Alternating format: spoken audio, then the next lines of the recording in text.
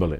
دوولایەنەیە وەڵامی پرسیارەکەی جەنابەت. یەکەمیان سەبارەت بە حکوومەتی عێراق و بەرپرسانی عێراق و پەرلەمانی عێراق ئێستا بۆتە دەوڵەتێکی ناخاوەن سیادە، واتە سەروەری عێراق نەماوە وەکو دەوڵەت. لە دوای ساڵی 2003ەوە ئەمریکیەکان کە سەدام حوسێنیان ڕووخان و دەسەڵاتی عێراق و ڕژێمی عێراقیان گۆڕی، هەتا ئێستای لەگەڵابێ لە ماوەی ئەم 18 ساڵەدا عێراق نەکەوتۆتەوە سەرپێی خۆی وەکو دەوڵەتێکی خاوەن سەروەری حسابی بۆ بکرێ لە هەموو ڕووەکانەوە، لە ڕووی ئابووریەوە، لە ڕووی سیاسیەوە، لە ڕووی ئیداریەوە، لە ڕووی سەربازیەوە. دەوڵەتی عێراق نەبووە بەو دەوڵەتەی بتوانێت بەرەنگاری هێرشکاری و داگیرکاریەکانی دەوڵەتی تورکیای فاشی ببێتەوە. بەڵام ڕێگای تر هەیە ئەتوانێت بیگرێتە بەر بۆ نمونە هانابردن بۆ کۆمکاری عەرەبی، بۆ نەتەوە یەکگرتووەکان، بۆ ئەنجومەنی ئاسایش، سکاڵای یاسایی تۆمار بکە لە دادگای نێودەوڵەتی سەبارەت بەو پێشێلکاریانە، بەو کارە نائەخلاقیانەی لە بەرامبەر ژینگەی عێراقەکرێ، نەک تەنها سووتان و بڕینەوەی دار و درەختەکان یا گوند و گوند نشینەکان، بەڵکو تەنانەت تورکیا ئاویشی لە عێراق بڕیوە. ئەمەندەی بەنداو دروست کردووە عێراقی تووشی جۆرێک لەوە کردووە کە بەرەو بە بیابان بوون بچێت. ئەمە بۆ خۆی شەڕێکی زۆر تایبەتە لە بەرام یانجا ئەکرێ لە شتێکی تر لایەنێکی تر عێراق ئەکرێ بیکە شەڕی ئابووریە لە بەرامبەر دەوڵەتی تورکیا، سنوورەکان بەڕوویدا دابخات و ئاڵ و گۆڕی بازرگانی لەگەڵا نەکات. بەڵام ئایا لە عێراقدا شتێک هەیە خاوەنی ئەم بڕیارە بێ؟ ناوەندێک هەیە خاوەنی بڕیاری سیاسی بێ؟ نا، بە دڵنیایی، چونکە دەستێوەردانەکانی دەوڵەتانی دراوسێ بە تایبەتیش ئێران و تورکیا وای کردووە لە عێراقدا ناوەندێکی بۆ شێوەیە نەبێت کەسانێک نەبن خاوەن بڕیار بن، بڕیاری سیاسی، بڕیاری استراتیژی گرنگ بدەن، کێشەکان یەکلایی بکەنەوە. بەشی دووەمی پرسیارەکە ئەمەیە سەبارەت بە هەرێمی کوردستان. مخابن حزب و لایەنە سیاسیەکانی دیکە لە هەرێمی کوردستان لە ئەنجامی ئەزمموی تاڵی خۆیان بەهۆی هەڵگیرسانی شەڕی ناوخۆ لە دوای پێکێنانی حکوومەتی هەرێم لە ساڵی 92 و لە ئەنجامی هەڵگیرسانی شەڕی لەگەڵ کوردانی پارچەکانی دیکە و لە ئەنجامی نەمانی ئیدارەیەکی یەکگرتوو و هەڵوەشاندنەوەی حکوومەت و درێژە کێشانی نەشەڕ و نەئاشتی بۆ ماوەی چەندین ساڵ و دەستێوەردانی دەوڵەتانی دەرەکیش لە کاروباری هەم حزبی، هەم ئیداری، هەم سیاسی، هەم ئابووری لە هەرێمی کوردستان وهای کردووە ئەوانیش بە جۆرێکی هەستیارانە مامەڵە لەگەڵ ڕەوش و ڕووداوەکاندا بکەن. ئەوانیش ئەگەری هەیە بە جۆرێک لە جۆرەکان لە چارەنووس و لە بەرژەوەندی و لە داهاتووی خۆیان و چارەنووسی سیاسی خۆیان بترسن، چونکە بەڕاستی ئەم ناوچەیە ناوچەی گەرم و ناوچەی کێشە و ناوچەی شەڕ و ململانی بەردەوامە. ئەمە یەکێک لە هۆکارەکان کە ئەوان بێدەنگ گیان هەڵبژاردووە. هۆکارێکی تر وەک ئاماژەم پێدا ڕاستە و خۆ دەستێوەردانی دەوڵەتانی داگیرکەری کوردستانە لە بڕیاری سیاسی حزبەکان. یعنی ئەمە زۆر گرنگە خەڵک بۆ ئەوەی بەرچاوی ڕوون بێت بڕوا و قەناعەت کە بۆ نمونە بەڕێز مەسعود بەرزانی لە مانگی ڕابردوودا ئەوەی بەسەرە تێنەپەڕیوە بە فەرمی وتی جارێکی تر شەڕی کورد بە کورد ڕوونادا و ئەزانم ئەڵێم چی، یعنی پێداگری لەسەر ئەو قسەی خۆی کردەوە وەک سەرۆکی پارتی دیموکراتی کوردستان لە کاتێکدا جوڵە پێکردنی هێزەکانی یا پێشمەرگەکانی پارتی دیموکراتی کوردستان ئەبێ فەرمانی ڕاستە و خۆ لە سەرۆکی حزب وەرگرن، چونکە سەرۆکی حزب هەر تەنها سەرۆکی حزب نییە وەک حزبێکی سیاسی، بەڵکو سەرۆکی هێزی پێشمەرگەی ئەو حزبێشە، کەواتە ئەبێ یا با بڵێن فەرماندەی گشتی هێزی پێشمەرگەی ئەو حزبەیە، کەواتە هەر جوڵەیەکی سەربازی لەلایەن ئەو هێزەوە ئەنجام بدرێ ئەبێ بە فەرمانی بەڕێزیان بکرێ. کەواتە ئێستا ئێمە بینیمان لە هەفتەی ڕابردوودا لە 26 مانگ لە خەلیفان کێشەیەک ڕوویدا هاتە پێش لە نێوان هێزەکانی پێشمەرگەی پارتی دیموکراتی کوردستان لەگەڵ گەریلاکانی هێزی پاراستنی گەل پەکەکە با بڵین. ئەمە بۆ خۆی پێمانەڵێت کەواتە دوو ئەگەر هەیە، یان بەڕێز مەسعود بەرزانی لەژێر فشارێکی زۆر گەورەدایە کە نتوانێت خاوەن بەڵێنی خۆی بێ، یان ئەوەیە هێزەکانی پارتی دیموکراتی کوردستان دەستێکی تر هەبێ بیان جوڵێنێت لە ناو پارتی دیموکراتی کوردستاندا، جا هیوادارین پارتی دیموکراتی کوردستان و بەڕێز مەسعود بەرزانی ئەم بابەتە یەکلایی بکاتەوە وەک سەرۆکی پارتی دیموکراتی کوردستان. ئایا بە فەرمانی ئەو ئەم چالاکیانە ئەکرێ؟ بە فەرمانی ڕاستەوخۆی بەڕێزیان هێز جوڵە بە هێزی پێشمەرگەی کوردستانەکرێ یان دەستێکی ترە لە ناو پارتی دیموکراتی کوردستانە ئەم ئالۆزیانە دێننە پێش، چونکە بابەتەکە تەنها بابەتی ئەمڕۆنیە و بابەتەکەش تەنها بابەتی شەڕی پارتی و پەکەکە نیە، بەڵکو پرسەکە زۆر لەوە گەورەترە، پرسێکی نیشتیمانی و نەتەوەییە، تەنها مافی پەکەکە و پارتی نییە بڕیار لەسەر هەڵگیرساندنی شەڕ بدەن و ئەمە پرسێکی نیشتیمانی و نەتەوەییە، دۆخێکی هەستیارە، ناوچەکە بە گشتی بە قۆناغێکی ڕاگوزەریدا تێدەپەڕێت و کوردستان بە گشتی و هەرێمی کوردستان و ڕۆژاوای کوردستانیش کە ئێستا خاوەنی دوو ستاتۆی جیاوازن ئەبێ بپارێزرێ لەبەرەوە لە ئەستۆی سەرانی هەم پەکەکە هەم پارتی دیموکراتی کوردستاندایە. هەڵگیرسانی شەڕ زۆر ئاسانە، شەڕ هەمیشە بە ئاسانترین شێوەوە بە کەسانی زۆر بەداخەوە کە ئەو قسەیەکەم نابەرپرس ئەکرێت شەڕ هەڵبگیرسێت، دۆخێکی شەڕ دروست بکرێ باشە، بەڵام ئاشتی و ئارامی و ئاسوودەیی و سەقامگیری بە خەڵکانی سیاسی ئەکرێ. لەبەرەوە زۆر گرنگە سەرانی حزبە سیاسیەکان بیر لەمە بکەنەوە لە ئەگەری هەڵگیرسانی شەڕی نێوان پارتی و پەکەکە، ئەگەری هەیە شەڕەکە لە بوقعەیەکی جوغرافیا باشە لە شوێنێکی جوگرافی بەرتەسکە نەمێنێتەوە، ئەگەری هەیە تەشەنە بکە، ئەمە یەک لە ئەگەرەکان. بۆ نمونە ئەگەری هەیە شەڕەکە بێ بە شەڕی نێوان کوردانی باکوور و کوردانی باشوور، کوردانی ڕۆژئاوا و کوردانی باشوور، یعنی ئەمە بۆ خۆی جارێکی تر تێکدانی نێوماڵی کووردا و ئەگەری هەیە شەڕەکە ببێ لە پارتی و لە ڕووی سیاسیەوە لە ڕووی حزبایەتی و ڕێخستنیەوە لە نێوان پارتی و پەکەکە گەشە بکە بۆ حزبی تر تێوە بگلێت، ئەمە بۆ خۆی کارەساتەکە هێندەی تر قوڵەکاتەوە. یعنی بۆ نمونە ئەوانەی کە خاوەنی هێزن لە کوردستاندا پەکەکەیە پەیەدەیە لە ڕۆژاوای کوردستان، لە باشووری کوردستانیش یەکێتی و پارتیە، حزبەکانی ڕۆژهەڵاتی کوردستانیش کۆمەڵەیە دیموکراتە، یعنی مخابن کە ئەو قسەیەکەم هیوادارین قەت ئەو ڕۆژە نەبینین بە چاوی خۆمان، بەڵام ئەگەری هەیە لە ئەنجامی هەڵگیرسانی شەڕ وەوە ئاگری شەڕەکە کە دروست ببێ ئەم شەڕە تەشەنە بکە بگوازرێتەوە بۆ ئەوەی ئەو حزبانەی تریش بەشدار بن و تێوە بگلێن لەم شەڕە بە جۆرێک لە جۆرەکان، کەواتە هەم لە ڕووی کۆمەڵایەتیەوە جڤاچیەوە هەم لە ڕووی حزبی و ڕێخستنیەوە لایەنی سیاسیەوە ئەگەری فراوانبوونی شەڕەکە زۆر گەورەیەوە لە ڕووی جوگرافیشەوە شەڕەکە مەرجنیە لە شوێنێکە قەتیس ببێت و بتوانن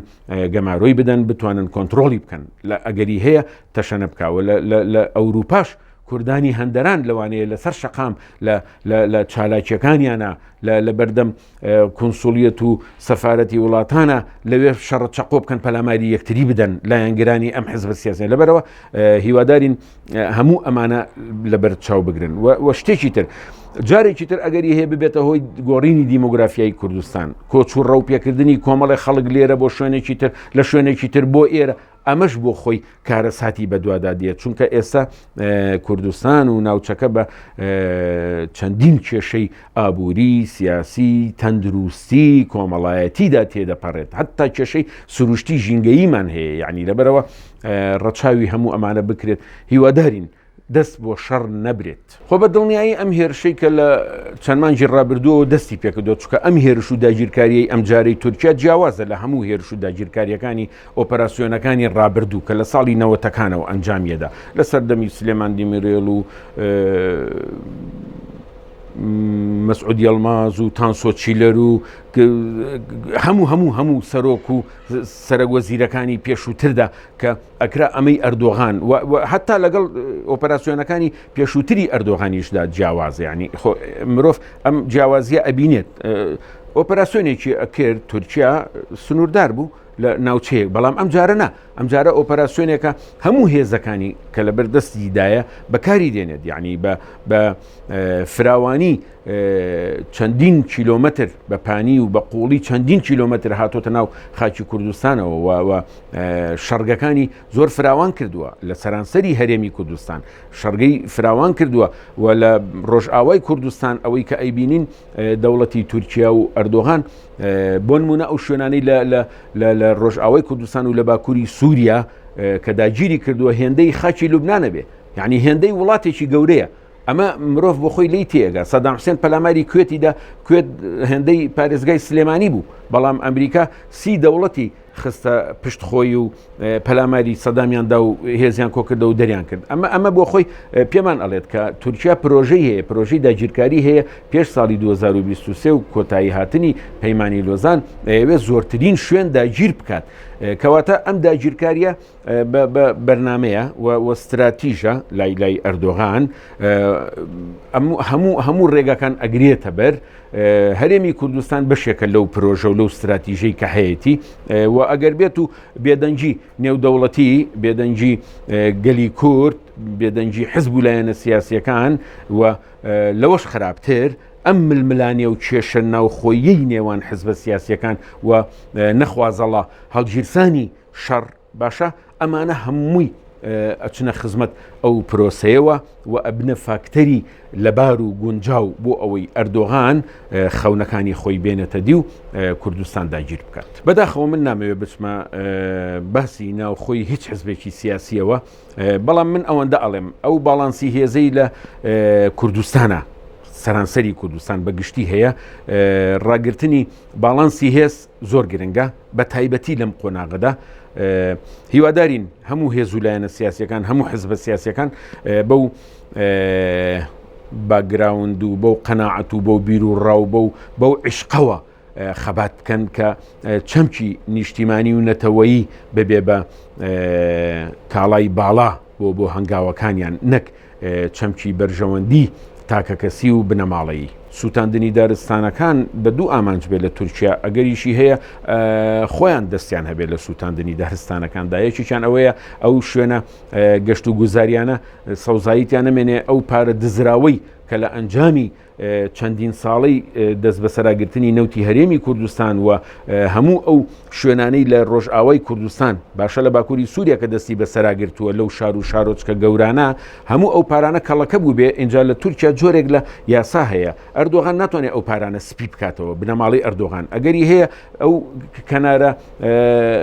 گەشت و گوزاریانیان سووتان بێ سەوزایەکە نەمێنێ بۆی پارەکان لەویا سپی بکاتەوە بە ناوی کۆمپانیای وەهمیەوە بیکا بە کۆشکوتەلار و بە ئوتێل و بیبە بە ئاسمانە و یەکێکی تریشان ئەوەیە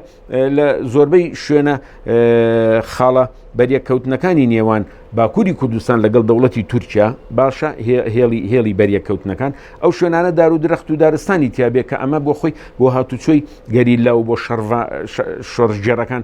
کار ئاسانیە و بەکاری دێنن بیاوێت تەختی بکە بیکە بە بیابان بۆ ئەوەی باشتر کۆنتترۆلی بکە ئیتر مەترسی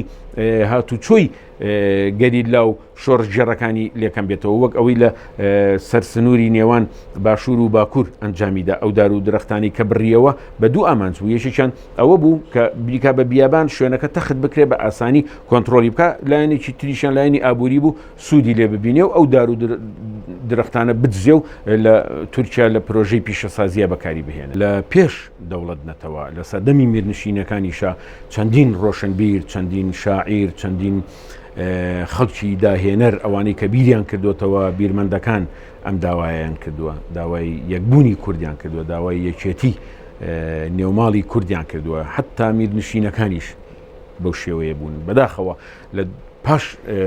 ڕوخانی ئیمپراتۆرەتی عوسمانی و دروستبوونی دەوڵەت نەتەوە و دروستبوونی حزبی سیاسی بەم مۆدێلە تازەیی کە هەیە هەتا ئێستای لەگەڵا بێ ئەمە درێژەی هەیە ئەم ململانەیە شەڕی دەسەڵات شەڕی بەرژەوەندیە تایبەتەکان بەرژەوەندی تاکە کەسی بەرژەوەندی بنەماڵەیی بەرژەوەندی حزبی ئەمەیە کە وای کردووە ئەو یەکێتی نەتەوەیی دروست نەبێت تاوەکو یەکێتی نەتەوەیی دروست نەبێت تاوەکو یەک خیتابی دروست نەبێت تاوەکو هاتنە لای یەکتر تاوەکو یەک هێزی نیشتیمانی دروست نەبێت مەرج نییە هەمووی لە یەک هێزا کۆ بکرێتەوە بەڵام ئەکرێ چەترێک دروست بکرێت لە ژێریا کۆ ببنەوە وەک ئەوەی منەظەمەی فەتحی منەظەمەی تەحریری فەڵەستینی کردی بۆ نمونە هەموو هێز و لایەنەکانیان کۆ کردەوە وەک ئەوەی لە وڵاتێکی وەکو سین ماوتسیتۆن کردی وەک ئەوەی یعنی زۆربەی شۆڕشی گەلان بم قۆناغانەدا تێپەڕیوەن ڕاستە ململانێ و شەڕ و ئاژاوە و کێشە و بابەتەکەش وەک باسمان کرد بەرژەوەندیە ئەکرێ هەموو بەرژەوەندیەکەشت بپارێزی بەڵام بەرژەوەندی باڵای نیشتیمانی و نەتەوەییش لەلایەکی ترەوە بپارێزی و ئەمە بکەی بە کاڵای باڵا بۆ خەباتت بۆ هەنگاوەکانت بۆ کار و کردەوەکانت لەبەرەوە هەتاوەکو حزب و لایەنە سیاسیەکان بەم عقلیەتە بیر نەکەنەوە و ئەمە نەکەن بە خاڵی هاوبەش لە نێوان خۆیاندا کە شتێک هەیە ناوی نیشتیمان و نەتەوەیە کە ئەمە بەرژەوەندی باڵای هەموو حزب و لایەنە سیاسیەکانیشی تێدا کۆ دەبێتەوە و بەرژەوەندی تاکە کەسەکانی تێدا کۆ دەبێتەوە بەرژەوەندی بنەماڵەکانیشی تێدا کۆ دەبێتەوە ناتوانرێت هیچ ڕێگریەک لە هێرشوی داگیرکاری و جینۆساید و کورتکوشتن و ئەوانە بگیرێەوە ئەگەری هەیە چەندین جاری تر ئەنفال کیمیابارانی هەڵەبجا جینۆسایدی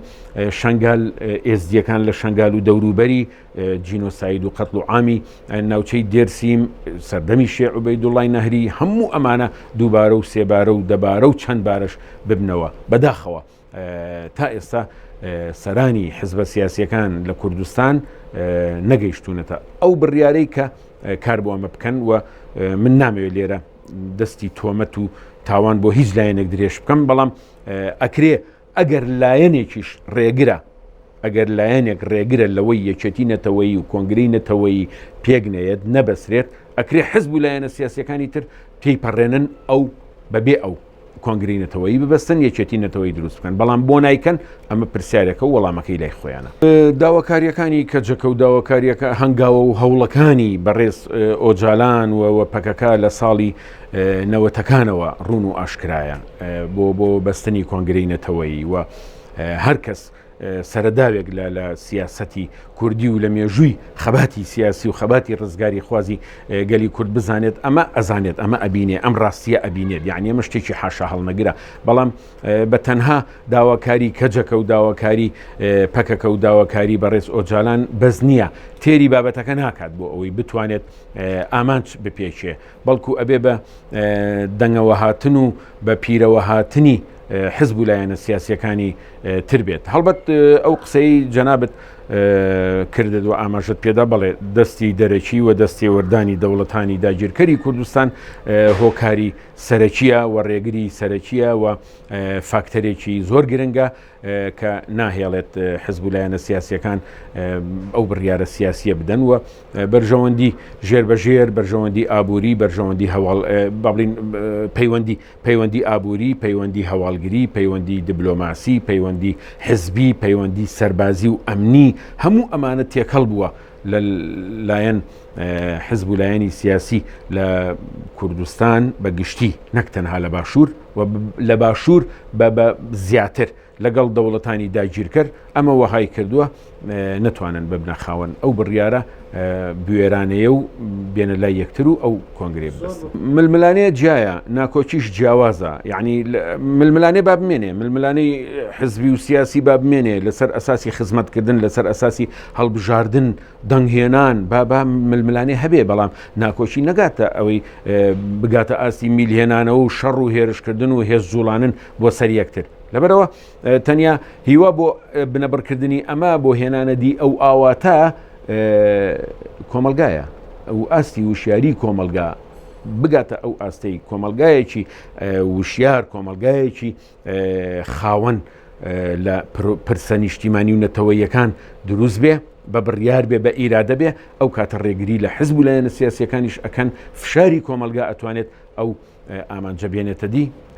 جگەلەوە هیچ شتێکی تر ناتوانێت ئەو ئامانجە بێنێتە دی